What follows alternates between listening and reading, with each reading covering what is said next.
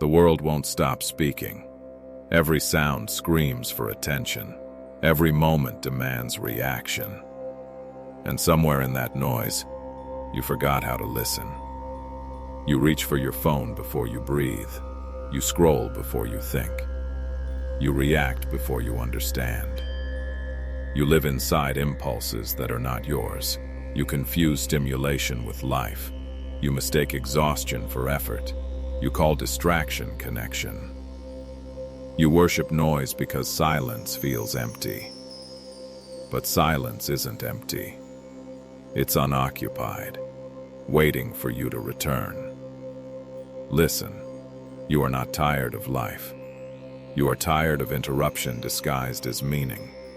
Every vibration steals a piece of your presence. You call it being informed. It's not. It's being invaded. The world isn't asking for your attention. It's feeding on it. You once knew stillness. You once walked without music, thought without noise. Now you panic when it's quiet. Because silence reveals what the noise has buried. The guilt, the doubt, the unfinished promises. You think movement will save you. But motion without direction is decay. You've been running, not rising. The man who cannot sit still is not strong. He is terrified. Because stillness exposes what he's become. Silence doesn't comfort him. It confronts him. It shows the weight of what he's avoided.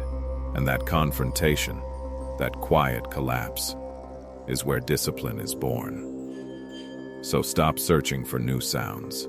Listen to the space between them. Because that silence, that breath, is where you'll find the man you lost. You didn't fall apart in one moment. You dissolved slowly, choice by choice, distraction by distraction. The collapse came disguised as comfort, wearing the mask of taking a break. You told yourself you needed rest, but what you wanted was escape.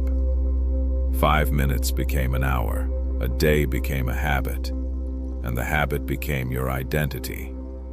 Every small surrender rewired you. You learned to respond, not to reflect. You trained obedience to noise instead of mastery of attention. The quiet that once healed you now feels like pressure. Silence used to be your weapon. Now it feels like punishment. You call it burnout, but it isn't. It's boredom with yourself, the result of never sitting still long enough to know who you are. Every time you run from silence, you feed weakness. Every time you face it, you forge strength. But facing it hurts. It burns away illusions. It forces you to see how long you've lived reacting instead of choosing. You will hear voices. You've wasted time. You can't change. It's too late. Ignore them. They are echoes from the version of you that fears accountability. The man who listens to silence is feared, because silence is honest, and honesty makes liars tremble. Let stillness show you what the noise buried. Your wasted hours, your small lies, your unfinished promises. Don't run. Don't reach for a screen. Let it sting. Let it scar. Because scars are proof you stopped pretending. You cannot rebuild a mind that refuses reflection. Collapse is not failure. It's an invitation. You are not trapped by circumstance. You are trapped by reaction. Every noise demands obedience. Every flash steals a moment. Every distraction rewires your instincts to move before you think. You call it being informed, but you're really being controlled. You have mistaken constant motion for control. You move to avoid stillness, because stillness shows you what's broken. You keep running from silence, telling yourself you're being productive, but you're really just afraid to hear your own thoughts. You fill every pause with noise. Music, screens, voices, anything but you. Listen, the reason you can't focus is not that the world is too loud. It's that you've forgotten how to be quiet. A distracted mind cannot see truth. It reacts, it repeats, it obeys. It's a servant dressed as a master. You talk about purpose, but purpose cannot survive inside chaos. It needs silence to breathe. Silence is not absence, it's alignment. It shows you which thoughts are yours and which are borrowed. Most men never find that line, because it demands stillness longer than comfort allows. But you can learn to listen without reacting. That's where freedom begins. When you master silence, you stop being pulled by noise. You start moving from choice instead of impulse. Discipline is not built on motivation. It is built on system, a rhythm that survives emotion. Every man who masters himself builds upon three foundations: silence, stillness, slowness. Silence cleans your perception. It clears the dust of constant reaction. It gives you space to see before you move. Stillness strengthens direction. When you stop chasing every thought, you finally decide which one deserves motion. Slowness refines precision.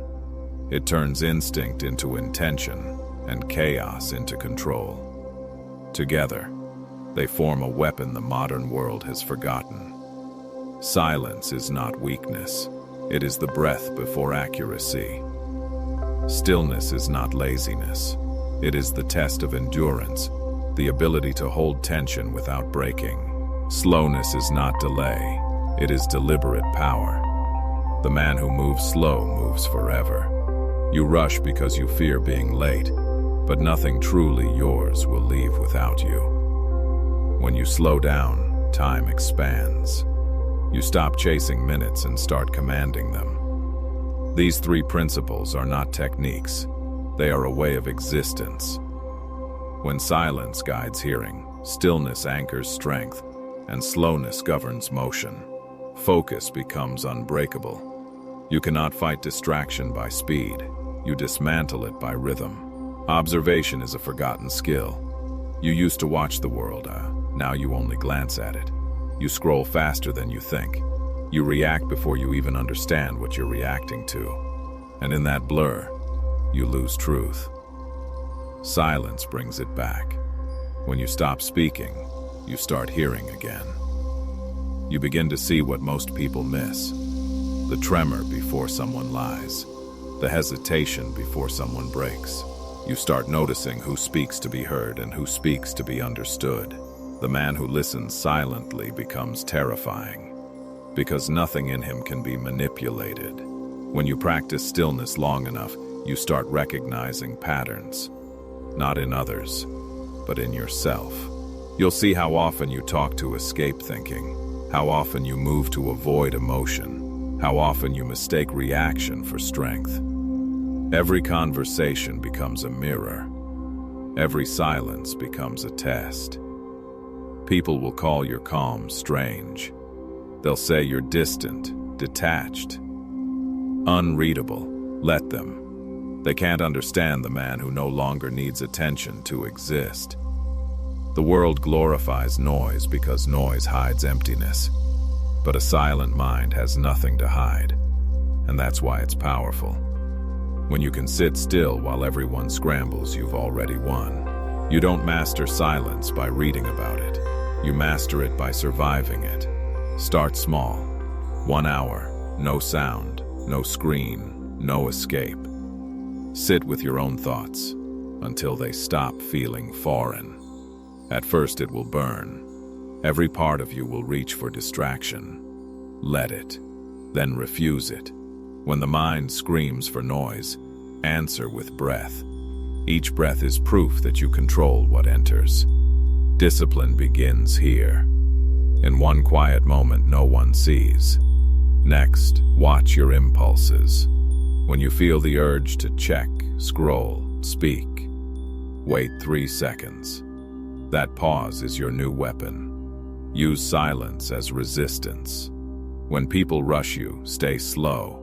When they provoke you, stay still. You don't need to prove calm. You need to become it. Every time you delay reaction, you reclaim a piece of strength the world sold you. Begin ending the day in silence. Sit in darkness with no purpose but presence. Let thoughts settle like dust in a forgotten hall. You will see how loud your mind truly is. You will meet every unfinished thought that once hid behind sound. Don't run from them. Observe them like passing storms. The more you watch, the weaker they become. Repeat daily. Silence is not something you practice once. It's a ritual, a sharpening of awareness. Do this long enough and you will realize peace was never gone. You were simply too loud to hear it. Silence is not the absence of life. It's the return to it. When you've spent years drowning in noise, peace feels unnatural.